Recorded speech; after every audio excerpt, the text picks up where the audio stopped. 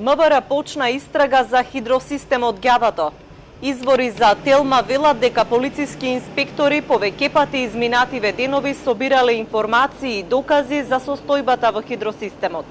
Полицијата не сакаше да дава информации бидејќи истрагата само што е почната.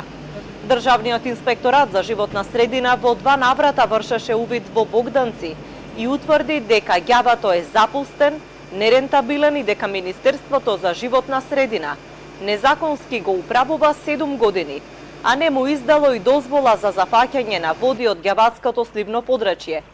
За Ѓавато не е прогласена и заштитна зона, иако водата ја користат за пиење, наводнување и за производство на електрична енергија. Според досегашните сознанија, 7 години бесплатно се наводнуваат над 100 хектари земјоделска површина, а водата ја користи и јавното комунално предпријатие на Богданци, како и малата хидроелектрана на брегот на Дојранското езеро.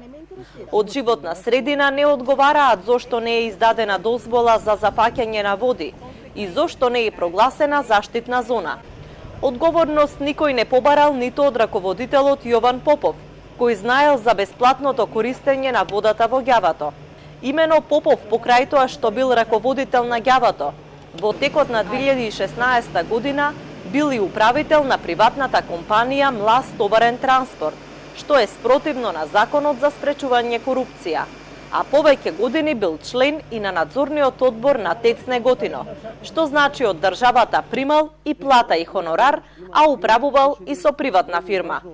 Попов не понесе никаква одговорност и заради ланскиот случај, кога ги тероризираше вработените во Ѓавато со тоа што канцеларијата ја претвори во болничка соба и таму боледуваше по тешката сообраќајна несреќа.